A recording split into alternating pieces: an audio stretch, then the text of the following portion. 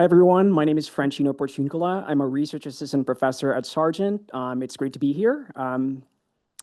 My research primarily focuses on developing innovative technologies to assist with walking in people with Parkinson's disease. So what we know about gait, regular or habitual walking at moderate intensities can alleviate some of the motor symptoms in Parkinson's. However, in people with PD, there is this loss of walking automaticity. This is the control that allows you to naturally and rhythmically walk without having to think about your walking. This is impaired in Parkinson's. As a result, steps are smaller, slower, and more variable, and this makes engaging in routine walking at these desired intensities very challenging. So our approach taps onto this auditory motor entrainment, which uses sound cues to promote rhythmic walking, helping people with Parkinson's bypass these brain circuitries that are affected by Parkinson's, helping them to walk more rhythmically. What is innovative about our approach is this closed loop controlled delivery of music, allowing them to kind of like receive individualized and personalized music tempo cues at a particular specific to the user at a particular time, allowing this device to be used anytime, anywhere, outside of clinical contexts. And this is a potentially viable solution in promoting greater walking activity. A pair of wearable sensors detect gait, and this is then fed into a smart algorithm which examines and identifies the right tempo. The algorithm speeds up or slows down the music, and then that music is then delivered seamlessly into a pair of headphones.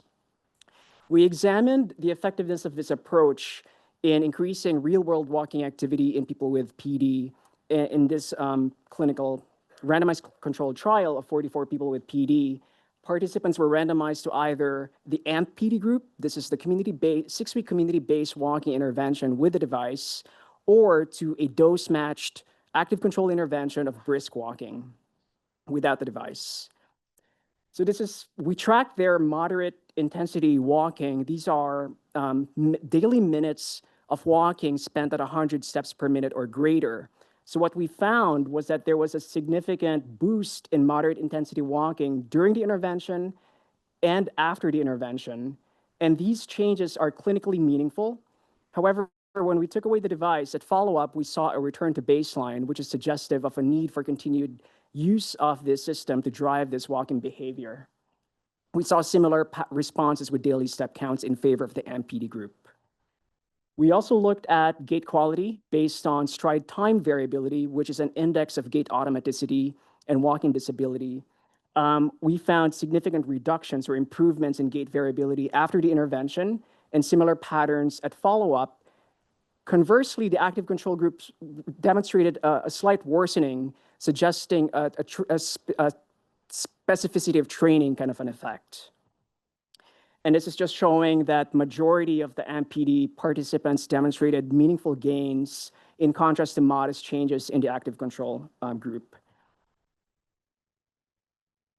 So very promising results from that clinical trial. Now we're looking at mechanistically what is happening to attentional and cognitive demands when someone is walking with these rhythmic cues.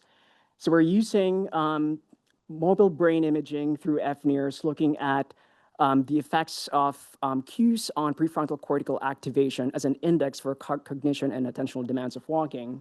And we found here, not surprising, we saw an increase in PFC activation during dual tasking.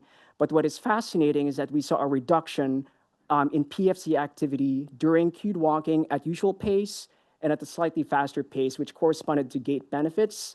Once again, this tempo rate-dependent effect suggests increased benefit in faster walking, which aligns with a paradigm of walking at higher intensities for PD. I want to thank our amazing team at the Center for Neurorehab and the Neurophotonics Center at BU for this amazing work and our funding sources. Thank you.